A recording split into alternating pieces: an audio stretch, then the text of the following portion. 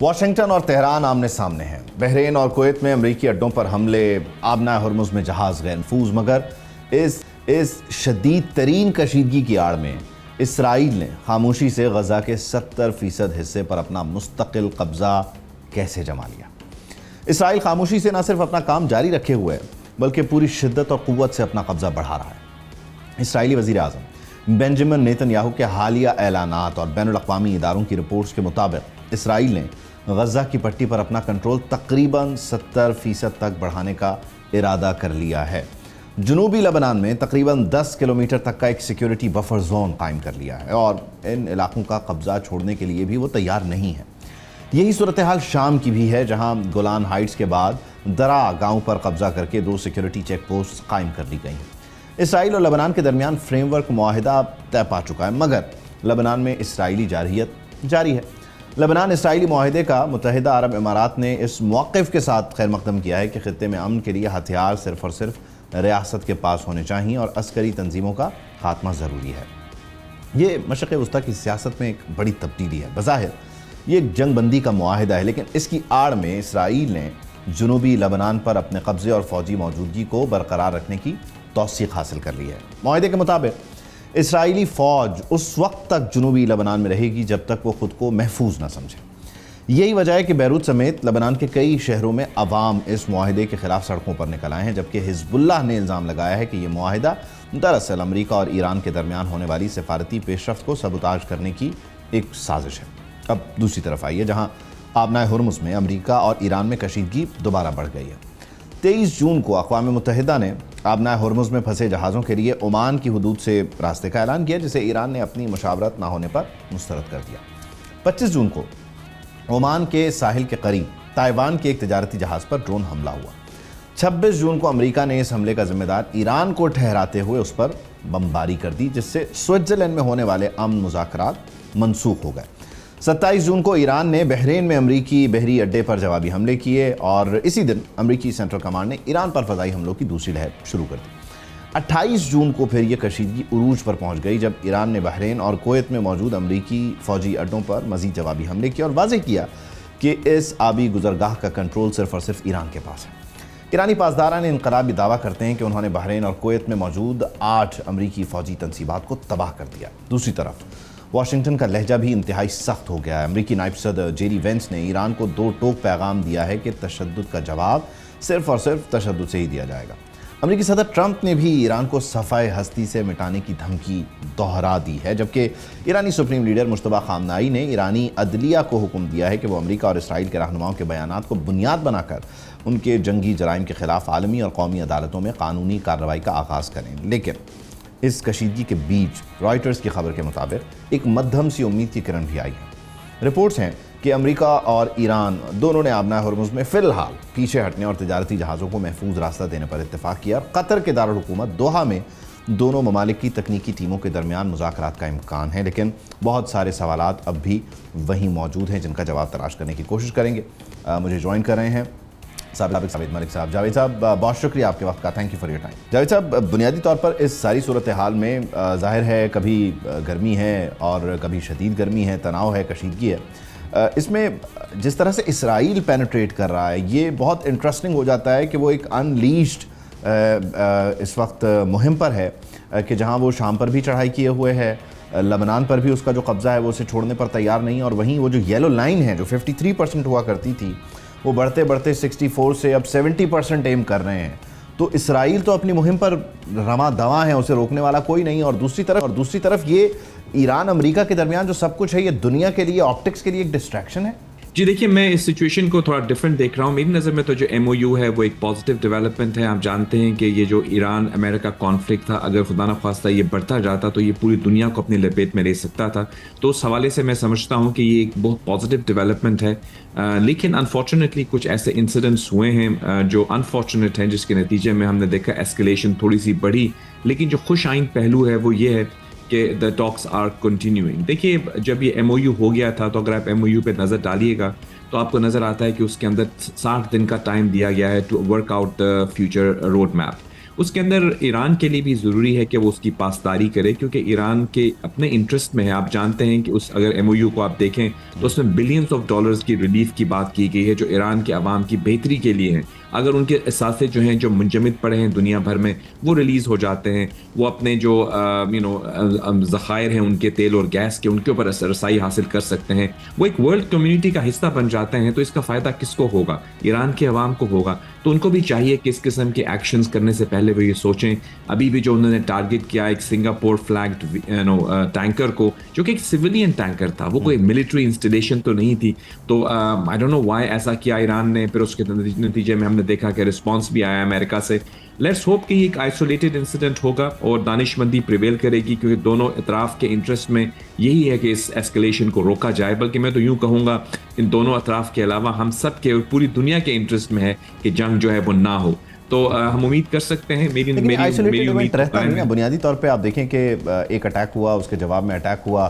امریکی نائب صدر کہتے ہیں کہ تشدد کا جواب ہم تشدد سے دیں گے. ٹرمپ کہتے ہیں کہ میں پوری کنٹری جو ہے وہ وائپ آؤٹ کر دوں گا. تو یہ پھر آئسولیٹڈ رہتا نہیں ہے. اور آپ جو بات کر رہے ہیں کہ یہ ایک ایسی جنگ ہے جو تھی نہیں، یہ کیا پتہ یہ گریٹر پلان کا حصہ تو نہیں تھی، کیونکہ it was not there. Hormuz کھلا ہوا تھا، جہاز آ جا رہے تھے. اس جنگ کی آڑ میں دوسری طرف جو گریٹر اسرائیل والا پلان ہے وہ بہت تیزی سے چل رہا ہے. تو یہ گریٹر پلان یہی تو نہیں تھا کہ یہاں انگیج کریں اینڈ دین وہاں پینیٹریٹ کریں؟ میں اس تھیوری سے with all due respect disagree کروں گا. I do not really buy into all that. یہ بہت سی تھیوریز چل رہی ہیں اس حوالے سے، لیکن جو ہم فوکس اگر رکھتے ہیں، دیکھیے یہاں پہ امریکہ ہے جو ایک بہت بڑی سپر پاور ہے، ٹھیک ہے، دنیا بھر کی ورلڈ کمیونٹی ہے، پاکستان کی میڈیشن ہے، قطر کی میڈیشن ہے، ایران بھی اس کے اندر ہے، پریزیڈنٹ ان کے پاکستان آ رہے ہیں، ایک ایم او یو پہ سائن کر رہے ہیں. تو ہم اس کو دیکھیں بجائے اس کے کہ اس تھیوری کو دیکھیں جو کہ کہیں نہ کہیں ڈسکس کی جاتی ہے. دیکھیے میری نظر میں یہ چیز کو انفارچونیٹ یہ جو انسیڈنٹ جس کو آپ کہہ رہے ہیں، جس کو ہم دونوں آئسولیٹڈ ہی سمجھیں گے. I hope, because I am sure آپ بھی یہی چاہتے ہیں، میں بھی یہی چاہتا ہوں، دنیا یہی چاہتی ہے کہ اس خطے میں امن ہو. تو ہم تو یہی امید کر سکتے ہیں کہ آئسولیٹڈ ہوگا، اٹ ول ناٹ ایسکلیٹ. لیکن اس کا آغاز تو ایران نے کیا تھا نا. ایران اٹیکڈ اے وہیکل جو کہ ایک سویلین ٹینکر تھا. تو ایران کو بھی ایسا نہیں کرنا چاہیے. اس کو پاسدار، وہ کہتے ہیں پاسداران انقلاب، تو میں ان سے یہ گزارش کر سکتا ہوں کہ وہ پاسداران ایم او یو کا بھی کردار ادا کر سکتے ہیں. At least for 60 days let the negotiations go forward. Let's keep the hope alive. اس خطے کے لیے، اس دنیا کے لیے، امن کے لیے، خود ایران کے لوگوں کے لیے یہ بہتر ہے کہ ان کی ملک کے اندر اکنامک ڈیولپمنٹ. اچھا دوسرا مجھے ذرا یہ سمجھائیے گا کہ جب آپ 60 دن کی ایک ونڈو میں کوشش کر رہے ہیں مختلف ورکنگ گروپس بنا کے اور جو ٹیکنیکلٹیز ہیں ان کو سارٹ آؤٹ کرنے کی، اس طرح کا کوئی ایونٹ آپ کو اسکوائر ون پہ لے جاتا ہے؟ یعنی آپ وہاں آ جاتے ہیں جہاں پہلے دن تھے، یعنی اس کو اگر ہم سادہ الفاظ میں کہیں تو اب دوبارہ سے ہرمز کے اوپر جو مینجمنٹ فی ہے، کون سا روٹ ہے، یہی سب ڈسکشن رہے گا، پارٹ اینڈ پارسل یہی رہے گا؟ یا آپ سمجھتے ہیں کہ وہ ورکنگ گروپس ابھی بھی جو ان کی ڈیوٹیز ہیں یا جس کے ساتھ وہ الائنڈ ہیں معاملات کو جس ڈائریکشن میں لے کے چل رہے ہیں وہ ایگزیکیوٹ کر رہے ہوں گے، یا صرف ابھی ہرمز ہی ایک سنگل پوائنٹ ایجنڈا ہے؟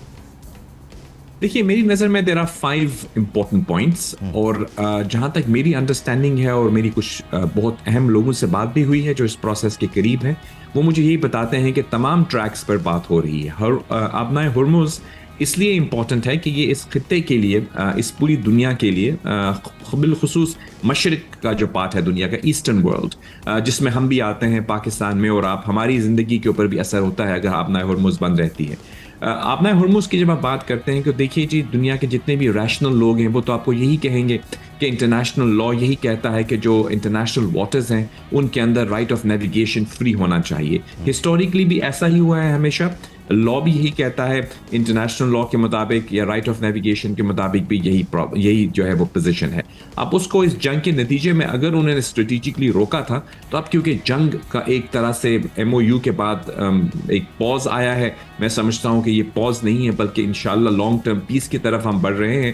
تو میں سمجھتا ہوں یہ کانفیڈنس بلڈنگ میجر سمجھیں اس کو، جو بھی کہیں، اب پری وار پوزیشن پہ آ جانا چاہیے ایران کو، بیکاز آئی تھنک آپ کو اپنے لینس کو تھوڑا سا وائڈر اسپیکٹرم سے دیکھنا ہے. آپ ایک آبنائے ہرمز کے اوپر فوکس کریں اور اپنے ملک کے اندر آنے والی اتنی بہترین اکنامک ریوائول کو آپ اگنور کر دیں تو یہ تو دانش مندی نہیں ہے.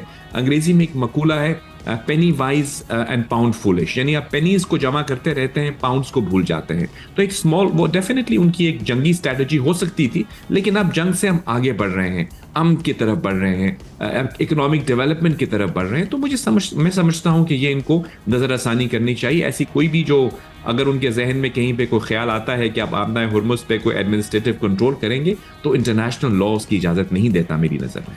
अच्छा, इसमें जहां हम सारा कुछ डिस्कस कर रहे हैं, जिस तरह आपने कहा कि ईरान ने पहल की और उस वेसल को जो है वो टारगेट किया, तो बुनियादी तौर पे आप नहीं समझते कि ईरान का जो नुक्ता है वो ये है कि लेबनान में जो कुछ चल रहा है वो रुकना चाहिए, ऑल्दो कि वहाँ पर एक एग्रीमेंट हो जाता है या they are trying to work it out, although Hezbollah align नहीं है, लेकिन उस फ्रंट पे अमेरिका अगर सही से इसराइल को काबू नहीं करता तो ये तो पहला नुक्ता ही फेल हो जाता है. फिर वो MOU के बाकी नुकात पे इन्वेस्टमेंट हो, आपना हुर्मुज़ हो, वहाँ पर चीज़ें फिर ट्रिकी हो जाएंगी. आप समझते हैं कि अमेरिका इसराइल को लेबनान के तनाजुर में राइट डायरेक्शन में लेके चल रहा है, सही हैंडल कर रहा है?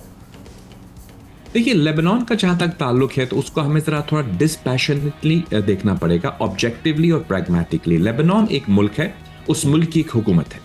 उस मुल्क की हुकूमत को ये हक है कि वो इजराइल के साथ किस तरह की रिलेशनशिप बरकरार रखे. इंटरनेशनल लॉ यही कहता है. अब उस मुल्क के अंदर मौजूद एक नॉन स्टेट एक्टर है हिजबुल्लाह, अगर वो ये कहते हैं कि वो मुल्क के बिहाफ के ऊपर वो निगोशिएट करेंगे, तो ये कैसे मुमकिन है? देखिए, ईरान को भी कोई हक नहीं है कि वो एक तीसरे मुल्क में जाकर वहाँ पे एक ऐसे मलेशिया को, नॉन स्टेट एक्टर को सपोर्ट करे. तो हम समझते हैं कि देखिए, अगर आप हिजबुल्लाह से पूछें तो आपको यकीनन यही कहेंगे कि इजराइल इनकर्जन्स कर रहा है, वो उस इलाके में दाखिल हो जाता है जो उसका इलाका नहीं है, हम उसके लिए रेजिस्ट कर रहे हैं. ये उनका पॉइंट ऑफ व्यू है.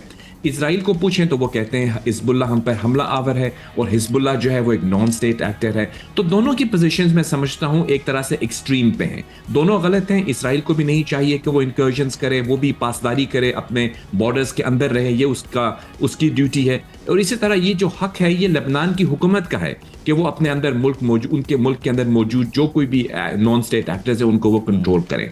तो इस हवाले से जो आपस में डिस्कशंस हो रही हैं अमेरिका की स्पॉन्सरशिप में, मैं समझता हूं they are also positively going forward.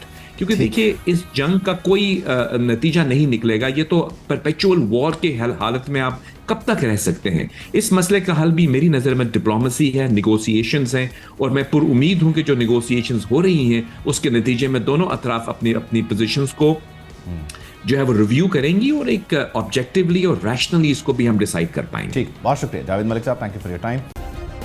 Subscribe करें और बेल दबाएं ताकि कोई खबर रह न जाए.